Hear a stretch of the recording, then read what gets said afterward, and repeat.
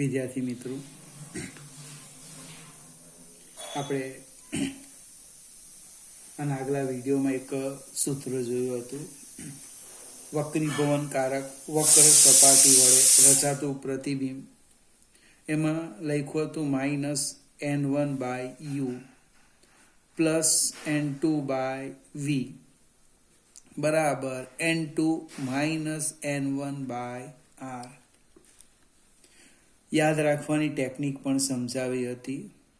વસ્તુ અંતર, જે માધ્યમમાં વસ્તુ મૂકેલી છે એનો વક્રીભવનાંક બને. n1 આવી ગયું એટલે અહીંયા n2 આવતા n1 n2 n1/r. હવે આપણે આ સૂત્રનો ઉપયોગ કરીને પાતળા બહિર્ગોળ લેન્સ માટે પ્રતિબિંબની વાત કરીએ. લેન્સ વડે વક્રીભવન. આ મારી પાસે એક પાતળો બહિર્ગોળ લેન્સ છે. હવે એ બહિર્ગોળ લેન્સના આપણે બે ભાગ પાડી દઈએ. બહિર્ગોળ લેન્સના બે ભાગ પાડું. આ વક્ર સપાટી 1 અને વક્ર સપાટી 2.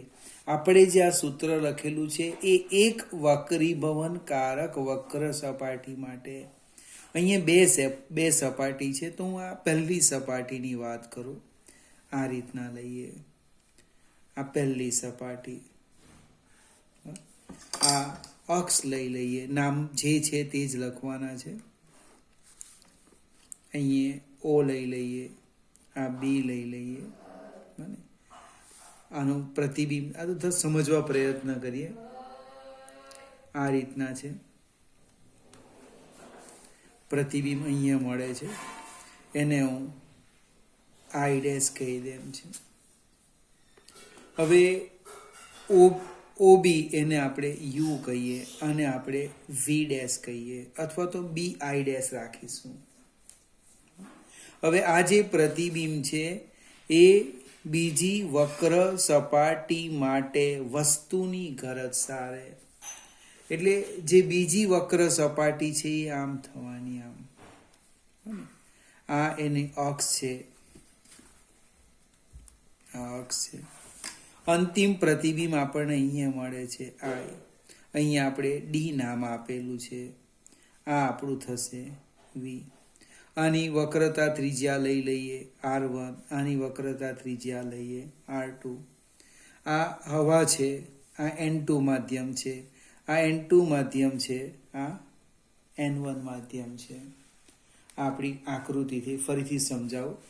આ જે લેન્સ છે એના મેં બે ભાગ પાડી દીધા. આ વક્ર સપાટી 1 બને. N1 વક્રીભવનાંક વાળા માધ્યમમાં બિંદુવત વસ્તુઓ છે એનું પ્રતિબિંબ મળ્યું આઈ ડેશ. એ આઈ ડેશ એ વક્ર સપાટી 2 માટે વસ્તુ તરીકે વર્તે, એટલે એને અહીંથી લઈ લીધું. N2 માં વસ્તુ છે અને એનું પ્રતિબિંબ મળે છે N1 વક્રીભવનાંક વાળા માધ્યમમાં આઈ. આ અંતિમ પ્રતિબિંબ છે. હવે વક્રીભવન કારક વક્ર સપાટી 1 માટે લઈએ. જો વક્ર સપાટી 1 માટે હું લખું છું -n1/u પ્લસ n2/ હમણાં આમ લખું છું bi ડેશ બરાબર n2 n1/r1. બીજું સ્ટેપ લખીએ વક્ર સપાટી 2 માટે, અને સમીકરણ 1 કેવું. વક્ર સપાટી 2 માટે ફરીથી આ આકૃતિ માત્ર સમજવા માટે દોરેલી છે. તમને ખ્યાલ આવી જાય પછી સીધું અહીંથી જ લખાય. અને વક્ર સપાટી 1 વડે રચાતું પ્રતિબિંબ વક્ર સપાટી 2 માટે વસ્તુની ગરજ સારે. એટલે એ પ્રતિબિંબ શામાં મળ્યું તો કે N2 વક્રીભવનાંક વાળા માધ્યમમાં. અને એનું પ્રતિબિંબ જો લખું છું -n2/ પ્રતિબિંબ અંતર થવાનું. કેવું થવાનું? વસ્તુ અંતર.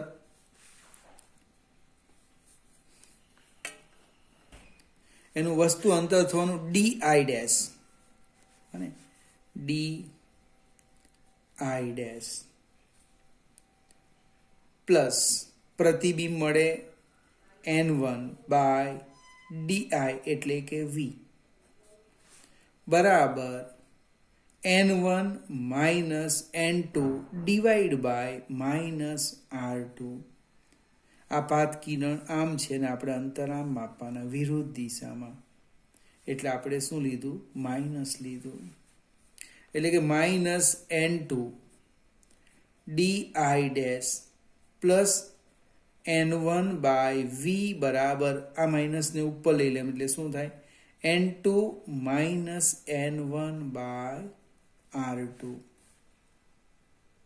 હવે આ લેન્સ પાતળો છે, લેન્સ પાતળો છે એનો અર્થ શું થાય તે સમજાવો. લેન્સ કેવો છે? આ ફરીથી આ માઇનસ મેં ઉપર લઈ લીધું છે, આ માઇનસ ને ઓછા ઓછા વત્તા આ લખ્યું છે બરાબર ને. લેન્સ પાતળો છે માટે આ બી અને ડી બિંદુ લગભગ સરખા જ આવવાના, બી બરાબર ડી. એનો અર્થ આ જે સમીકરણ છે કે માઇનસ n2 ડીની જગ્યાએ બી લખ્યું B I dash plus n1 by V બરાબર n2 minus n1 by r2. મિત્રો અહીં જે ચોપડીમાં લખ્યું છે તે સમજાવો. આ જે r2 છે એનું મૂલ્ય લીધું છે એટલે અહીંયા પ્લસ આવશે, એટલે અહીંયા n1 અને આ n2 થશે, n1 n2 થશે. એટલે minus n2 bi dash plus n1 by v બરાબર n1 માઇનસ n2. આમ માત્ર મૂલ્ય લીધું છે, અહીંયા 1 2 થશે અને સમીકરણ 2 કેવું? ફરીથી આ પાછળ લખું છું, minus n2 by bi dash plus n1 by v બરાબર n1 minus n2 by r2. હવે આ સમીકરણ 1 અને આને આપણે સમીકરણ 2 આપીએ, એનો સરવાળો કરવામાં આવે તો આ જે છે minus n2 by bi dash અને અહીંયા છે n2 બાય bi ડેશ, એ નીકળી જશે ડાબી બાજુ. તો બાકી શું રહેવાનું? Minus n1 by u plus n1 by v બરાબર n2 minus n1 by r1 plus n1 minus n2 by r2. અને આપણે આમ લખીએ minus n1 by u plus n1 by v બરાબર n2 minus n1 by r1. ગણિતના step છે, એમાંથી minus બહાર કાઢેલું છે. n2 minus n1 by r2. આ બહાર કાઢી લઈએ, શું થવાનું સમજાવો. n2 minus n1 into 1 upon r1 minus 1 upon r2. હવે જ્યારે બી તમે આ સૂત્રનો ઉપયોગ કરવાના અને કિંમત મૂકો તો એક વસ્તુ યાદ રાખવાની, r1 પ્લસ લેવાના અને r2 માઇનસ લેવાના, એટલે ઓછા ઓછા વત્તા થશે. જો આપણે અહીંયા ઓલરેડી માઇનસ લઈ લેતે, જો આ સંજ્ઞા પદ્ધતિ ન બદલીએ બને અને માઇનસ લઈ લઈએ તો સીધું અહીંયા વત્તા જ આવી જતે. પણ ચોપડીમાં શું કીધું છે? માત્ર મૂલ્ય મૂકેલું છે r2 અને સૂત્ર મેળવીને પછી છેલ્લે લખ્યું છે કે r1 પ્લસ લેવ ને r2 માઇનસ લેવ. મેં આગળથી જ r1 ને r2 લખ્યા છે. Minus n1 by u plus n1 by v બરાબર n2 માઇનસ n1 કૌંસમાં આટલા. હવે સેજ આપણે આગળ જઈએ અને નંબર આપી દેવ સમીકરણ 3. જો વસ્તુ અનંત અંતરે હોય, વસ્તુ અનંત અંતરે હોય તો પ્રતિબિંબ 10મા ધોરણમાં આવે મુખ્ય કેન્દ્ર પર મળે. વસ્તુ અનંત અંતરે હોય તો પ્રતિબિંબ મુખ્ય કેન્દ્ર પર મળે. એટલે કે યુ બરાબર ઇન્ફિનિટિવ તો વી બરાબર એફ. કિંમત મૂકીએ મને -n1 upon infinity plus n1 by F બરાબર n2 minus n1 1 upon r1 minus 1 upon r2. એક છેદમાં ઇન્ફિનિટિવ એટલે શૂન્ય થાય એટલે આ પદ નીકળી જશે. એટલે કે n1 બાય એફ બરાબર n2 માઇનસ n1 કૌંસમાં લખું 1 upon r1 minus 1 upon r2. આ n1 ને હું સામે લઈ જાઉં 1 અપન એફ બરાબર n2 minus n1 by n1 1 upon r1 minus 1 upon r2. હજુ આનું સાદું રૂપ અપાઈજો. એકને એક સૂત્ર લખું છું n2 બાય n1 માઇનસ 1 બીજા કૌંસમાં 1 upon r1 minus 1 upon r2. આ n2 બાય n1 એટલે તો n21 થાય. સાપેક્ષ વક્રીભવનાંક.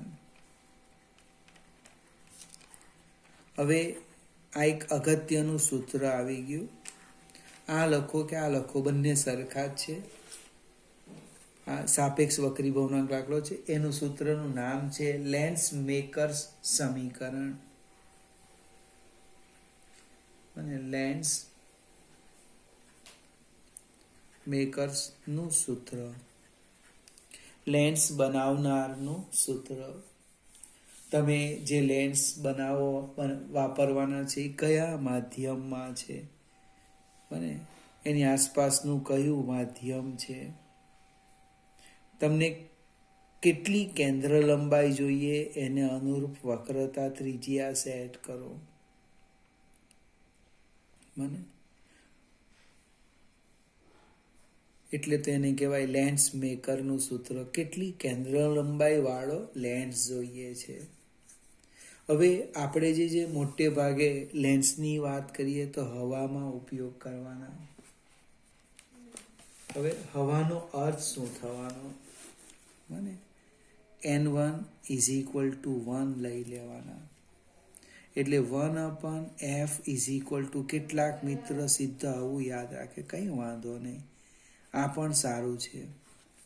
પણ આમાં એક શરત છે, તમે જે લેન્સ એ હવામાં મૂકવાના હોય તો અહીંયા n1 ઇઝ ઇક્વલ ટુ 1 થઈ જાય તો n2 is equal to n. પણ એ લેન્સને જો કોઈક પ્રવાહીમાં મૂકવાના હોય, પાણીમાં મૂકવાના હોય તો ભાઈ અહીંયા છેદમાં એનો વક્રીભવનાંક આવે, વક્રીભવનાંક. આટલું યાદ રાખવાનું ઓબ્જેક્ટિવ માટે. ફરીથી r1 પ્લસ લેવાના, યાદ રાખજો. હવે મૂલ્ય પર જઈએ, ભૂલ નહીં થાય, કારણ કે થિયરીમાં આપણે મૂલ્ય લીધેલું છે. r2 કેવા લેવાના? ઋણ લેવાના, એટલે ઓછા ઓછા વધતા થશે. બીજું આપણે જે પ્રેક્ટિકલ કરવાના, લેબની વાત કરું, તેમાં બંને દ્રવ્યના વક્રતા ત્રિજ્યા સરખી જ આવે. r1 બરાબર r2 સરખા જ હોય. એટલે આ અજ્ઞાત રાશિ એક જ થઈ ગઈ. એક હવામાં વાપરવાના, 2 અને ત્રીજી કેન્દ્ર લંબાઈ. મને નોંધ કરું છું, નોંધ. આપણી પાસે r1 બરાબર r2 હશે, જેને આપણે r કહી દેવાના. બીજું લેન્સ હવામાં વાપરવાના, એટલે લેન્સના દ્રવ્યનો વક્રીભવનાંક અને કેન્દ્ર લંબાઈ. આ 3 માંથી તમને 2 આપવામાં આવે અને એક શોધવા કે ઓબ્જેક્ટિવ. મને સમાન વક્રતા ત્રિજ્યા ધરાવતા, આટલી ત્રિજ્યા ધરાવતા, આટલી કેન્દ્ર લંબાઈ વાળા બહિર્ગોળ લેન્સના દ્રવ્યનો વક્રીભવનાંક કેટલો, અથવા આટલી વક્રીભવનાંક ધરાવતો હોય તો કેન્દ્ર લંબાઈ કેટલી, અથવા વક્રીભવનાંક અને કેન્દ્ર લંબાઈ આપે અને વક્રતા ત્રિજ્યા આપવું છે. ક્યારે આવડશે? જ્યારે તમને લેન્સ મેકરનું સૂત્ર ખબર હોય ત્યારે. બીજું નોંધ રાખવાની, અહીંયા છેદમાં એ હવાનો વક્રીભવનાંક 1 છે. પાણીમાં મૂકે તો અહીંયા n વોટર લખી દેવાનું, અહીંયા n ગ્લાસ લખી દેવાનું. એ સિવાયનું કોઈ માધ્યમ લખે તો લિક્વિડ લખી દેવાનું. આગળ જઈએ. પાતળા લેન્સનું સમીકરણ આવું કંઈક લખ્યું છે. પાતળા લેન્સનું સમીકરણ. હવે પાતળા લેન્સનું સમીકરણ કયું? તો આ સમીકરણ આપણે આ લખ્યું ને એ જ પાછું લખી દઈએ common. Minus n1/u plus n1/v બરાબર n2 માઇનસ n1 કૌંસમાં 1/r1 માઇનસ 1/r2. હવે n1 વડે ભાગી દઈએ, બંને બાજુ તો સામાન્ય કાઢીએ એટલે સીધું લખું માઇનસ 1/u પ્લસ 1/v બરાબર સામે લઈ જામ n2/n1 માઇનસ 1. હમણે ચર્ચા કરી છે આપણે એટલે ડાયરેક્ટ લખી દઈએ 1/r1 માઇનસ 1/r2. હવે આ જે ભાગ છે તો લેન્સ મેકર્સ ફોર્મ્યુલા, આ સમીકરણ 1 જે નંબર આપ્યો હશે તે સીધું જ લખી દઈએ કે 1/f lens મેકરની formula n2/n1 minus 1. આ બંનેને તમે સરખાવી દો એટલે માઇનસ 1/u પ્લસ 1/v બરાબર 1/f. પાતળા લેન્સ માટેનું સૂત્ર આવી ગયું. હવે બહિર્ગોળ લેન્સ હોય કે અંતર્ગોળ લેન્સ બંને માટે સાચું છે. અરીસાને યાદ કરો, આ જ સૂત્ર હતું પણ ત્યાં શું હતું? અહીંયા પ્લસ હતું, અહીંયા છે માઇનસ. હવે અરીસાની વાત કરું તો આ સમીકરણનો વધારે ઉપયોગ થાય અને લેન્સની વાત કરું તો આનો તો થાય જ, પણ એના કરતાં વધારે આ લેન્સ મેકર્સ ફોર્મ્યુલાનો ઉપયોગ થાય. એટલે બરાબર સ્ટેપ લખીને સમજી લેવું. પેલું એક મૂલ્યવાળું ખાસ યાદ રાખજો. અહીંયા માઇનસ લખતે તો આપણો જવાબ ઓલરેડી અહીંયા પ્લસ આવી જતે, પણ અહીંયા પ્લસ આવતે તો પછી મૂલ્ય લેતી વખતે માઇનસ નહીં લખાય, પણ આપણે ચોપડી જેમ કે એ જ પ્રમાણે કામ કરીએ. હવે વિદ્યાર્થી મિત્રો,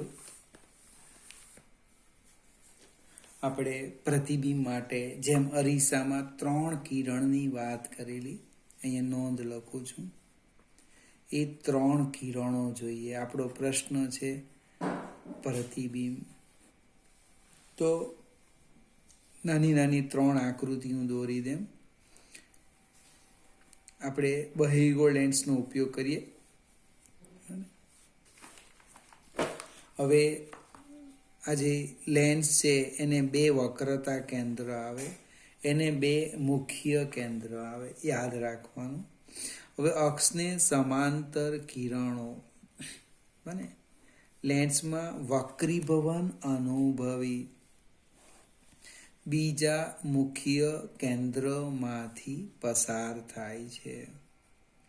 આપણી પહેલી ફિગર. અરીસામાં શું લખેલું હતું?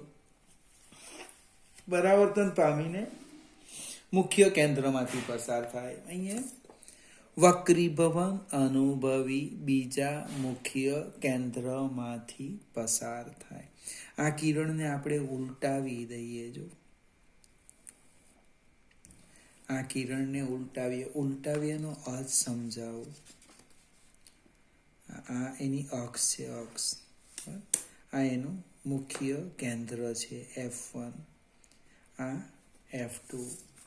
એના કોઈ એક મુખ્ય કેન્દ્રમાંથી, ધારો કે પ્રથમ મુખ્ય કેન્દ્રમાંથી પસાર થતું કિરણ વક્રીભવન અનુભવી શું કરવાનું? મુખ્ય અક્ષને સમાંતર જાય છે. જો આ કિરણને મેં ઉલટાવી દીધું છે, આ ફિગર જ છે. એના કોઈ એક મુખ્ય કેન્દ્રમાંથી પસાર થતું કિરણ વક્રીભવન અનુભવી અક્ષને સમાંતર જાય છે. હવે અરીસામાં એક શબ્દ વાપરતા હતા, ધ્રુવ, પોલ. બને અહીંયા પોલની જગ્યાએ આપણે ઓપ્ટિકલ કેન્દ્ર લેવાના. બને આ લેન્સ લઈ લઈએ. આ એનું જે વર્તુળાકાર ધાર આવે છે એનું કેન્દ્ર, એને ઓપ્ટિકલ કેન્દ્ર ઓ કહેવાના. હવે ઓપ્ટિકલ કેન્દ્રમાંથી પસાર થતું કિરણ વિચલન અનુભવ્યા સિવાય આગળ વધે છે. અને ફરીથી આ 3 કિરણોનો ઉપયોગ કરીને આપણે પ્રતિબિંબ મેળવવાના છે. એક અક્ષને સમાંતર કિરણ વક્રીભવન અનુભવી બીજા મુખ્ય કેન્દ્રમાંથી પસાર થાય. કેન્દ્રમાંથી પસાર થતું વક્રીભવન અનુભવી અક્ષને સમાંતર, અને ઓપ્ટિકલ કેન્દ્રમાંથી પસાર થતું કિરણ વિચલન અનુભવ્યા સિવાય સીધું જ આગળ અનુભવે. હવે બહિર્ગોળ લેન્સમાં કેન્દ્રિત થાય અને અંતર્ગોળ લેન્સમાં અપકેન્દ્રિત થાય. યાદ રાખવાનું, અરીસા કરતા અહીંયા ઊંધું થઈ જાય છે. મોટવણીનું સીધું સૂત્ર લખી દઈએ આપણે. મોટવણી એમ બરાબર પ્રતિબિંબ ઊંચાઈ છેદમાં વસ્તુ ઊંચાઈ બરાબર v/u. અરીસામાં સાબિતી આપેલી હતી, ત્યાં આપણે માઇનસ લખતા છે, અહીં ઋણ લખતા નથી, એટલે કમ્પેરિઝન કરજો, યાદ રાખવું પડશે. અરીસાનું લેન્સમાં ન આવી જાય, લેન્સનું સૂત્ર અરીસામાં ન જતું રહે. મોટવણી બરાબર h'/h બરાબર v/u. તમે જેમ જેમ આને સમજવા પ્રયત્ન કરશો એટલે પછી બંને સરખા જ લાગશે. ફરીથી વિદ્યાર્થી મિત્રો, આ બધા મેથેમેટિક સ્ટેપ છે, કોઈ થિયરી નથી. પણ આ સૂત્ર કેવી રીતે આવ્યું બને એ આપણે સમજવું પડે. એકવાર સમજો એટલે યાદ રહેશે. આનો ઉપયોગ કરીને લેન્સ મેકર્સ ફોર્મ્યુલા લાવ્યા, એ તમારે યાદ રાખવાનું. અને પાતળા લેન્સ એ અંતર્ગોળ હોય કે બહિર્ગોળ, એના માટેનું સૂત્ર. ત્યાર પછી પ્રતિબિંબની આજે વાત કરીએ આ વિડીયોમાં, અને છેલ્લે મોટવણીની.